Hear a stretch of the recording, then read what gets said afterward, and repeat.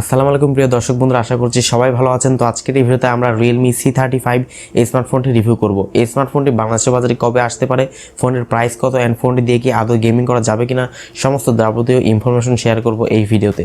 So অবশ্যই ভিডিওটি সম্পূর্ণ দেখবেন, আর যারা এই চ্যানেলে নতুন আছেন চ্যানেলটি সাবস্ক্রাইব করে রাখবেন অ্যান্ড পাশে বেল আইকনে ক্লিক করবেন যাতে পরবর্তী প্রত্যেকটা ইন্টারেস্টিং ভিডিওর আপডেট পৌঁছে যায় আপনার কাছে সবার আগে। সো চলুন শুরু করা যাক আজকের ভিডিও। প্রিয় দর্শক, প্রথমে আমরা স্মার্টফোনটির ডিজাইন অ্যান্ড বিল্ড কোয়ালিটি নিয়ে কথা বলবো। মোবাইল ফোনটির ব্যাক সাইডে কিন্তু প্লাস্টিক বিল ইউজ করা হয়েছে, অনেকে গ্লাস বলে মনে করতে পারেন, বাট ব্যাক সাইডে প্লাস্টিক ইউজ করা হয়েছে।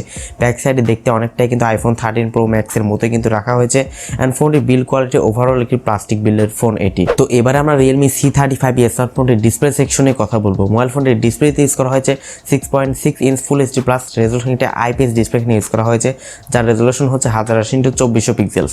তো বুঝতেই পারছেন এখানে কিন্তু ফুল এইচডি প্লাস রেজলিউশনের ডিসপ্লে ইউজ করা হয়েছে। তো সেক্ষেত্রে আপনারা যারা ইউটিউব দেখতে চান, ইউটিউব কন্টেন্ট বলেন, যে কোনো মুভি বলেন, অনেকটাই স্বাচ্ছন্দ্যে কিন্তু আপনারা দেখতে পারবেন, যেহেতু এখানে ফুল এইচডি প্লাস রেজলিউশনের ডিসপ্লে ইউজ করা হয়েছে। তবে এই ডিসপ্লেতে কোনো প্রকার হায়ার রিফ্রেশ রেট দেওয়া হয়নি, অ্যাটলিস্ট 90 হার্জ রিফ্রেশ রেটটা কিন্তু দিতে পারতো এই স্মার্টফোনটিতে, দিলে অবশ্যই ভালো হতো। প্রিয় দর্শক, এবার আমরা Realme C35 এই স্মার্টফোনটির পারফরমেন্স সেকশনে কথা বলবো। মোবাইল ফোনেতে আপনারা Android 11 সুবিধা পেয়ে যাচ্ছেন সফটওয়্যার আপডেট হিসেবে, এবং এর Realme UI হচ্ছে 2.0। মোবাইল ফোনের পারফরমেন্স সেকশনে ইউজ করা হয়েছে ইউনিএসএসইউ টাইগার T616 একটি 12 ন্যানোমিটারের আর্কিটেকচার বিল্ড করা একটি প্রসেসর এখানে ইউজ করা হয়েছে, এবং এর জিপিইউ হচ্ছে মালি G57। এই স্মার্টফোনটি সম্ভবত দুইটি বেস ভেরিয়েন্টে বাংলাদেশে আসতে পারে, সেটি হচ্ছে 4GB RAM 64GB internal storage এবং 6GB RAM 128GB internal storage. এই দুইটি বেস ভেরিয়েন্টে ফোনটি সম্ভবত বাংলাদেশে পাওয়া যাবে, অ্যান্ড ফোনটিতে কিন্তু আপনারা দুইটি সিমের পাশাপাশি একটি মেমোরি কার্ড ইউজ করতে পারবেন। এখানে ডেডিকেটেড স্লট দেওয়া হয়েছে দুইটি সিমের পাশাপাশি একটি মেমোরি কার্ড ইউজ করার জন্য। Realme C35 এই স্মার্টফোনের ব্যাক সাইডে থাকছে ট্রিপল ক্যামেরা সেটআপ, যার মেইন ক্যামেরা হিসেবে থাকছে 50 মেগাপিক্সেল মেইন ক্যামেরা, সেকেন্ড ক্যামেরাটা হচ্ছে 2 মেগাপিক্সেল ডেপথ সেন্সর এবং 2 মেগাপিক্সেল ম্যাক্রো ক্যামেরা। দুইটি এখানে ইউজলেস ক্যামেরা এখানে ইউজ করা হয়েছে। তবে ফ্রন্টে আমি বলবো ম্যাক্রো ডেপথ এগুলো না দিয়ে যদি একটি মাত্র আলট্রা ওয়াইড সেন্সর দিত তাহলে কিন্তু অনেকটাই কাজের কিছু হতে পারতো। অ্যান্ড ফোনটির ফ্রন্টে থাকছে 8 মেগাপিক্সেল একটি ক্যামেরা। ফোনটির ব্যাক সাইডে সর্বোচ্চ আপনার 1080pতে 30fps ভিডিও শুট করতে পারবেন, এবং ফোনটির ফ্রন্ট ক্যামেরা দিয়ে আপনার সর্বোচ্চ 720 পিক্সেলের 30fps ভিডিও শুট করতে পারবেন।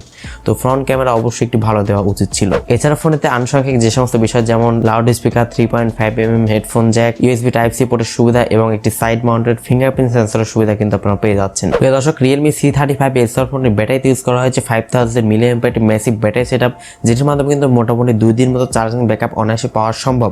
তবে যদি খুব বেশি হেভি ইউজ করেন তারা কিন্তু একদিন মতো চার্জিং ব্যাকআপ অনায়াসে পেয়ে যাবে। অ্যান্ড ফোনের বক্সের সঙ্গে আপনার 18 ওয়াট একটি চার্জার কিন্তু পেয়ে যাচ্ছেন, যেটির মাধ্যমে মোটামুটি 2 ঘন্টার মধ্যে আপনি ফুল চার্জ করে নিতে পারবেন। এই ফোনটি মূলত কাদের জন্য নেওয়া ঠিক হবে, যারা পাবজির মতো গেমসগুলো খেলতে চাচ্ছেন অ্যান্ড ডিসপ্লে ভালো চাচ্ছেন, ব্যাটারি ব্যাকআপটা ভালো চাচ্ছেন, অবশ্যই এই ফোনটি তাদের জন্য রিকমেন্ডেড থাকবে। তবে যারা সেলফি লাভার রয়েছেন তাদের জন্য কিন্তু এই ফোনটি না, কেননা ফোনটির ফ্রন্টে কিন্তু একটু কম রেজলিউশন ক্যামেরা ইউজ করা হয়েছে। তবে যারা পাবজি গেমস খেলার জন্য ফোন খুঁজছেন এই ফোনটি তারা নিতে পারেন। এই ফোনটি বাংলাদেশে কবে আসতে পারে, অ্যান্ড ফোনটির প্রাইসটি কত হতে পারে?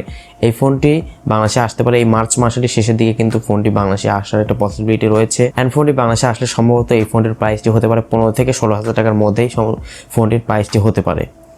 আশা করছি বিষয়টা আপনারা ক্লিয়ার হয়ে গেছেন। তো ভিডিওটি ভালো লাগলে অবশ্যই এটি লাইক দিবেন, কমেন্টস করে আপনার মূল্যবান মতামত জানাবেন, আর এই চ্যানেলে নতুন এসে থাকলে অবশ্যই চ্যানেলটি সাবস্ক্রাইব করে রাখবেন। সবাই অনেক বেশি ভালো থাকবেন, সুস্থ থাকবেন, দেখা হচ্ছে নেক্সট ভিডিওতে।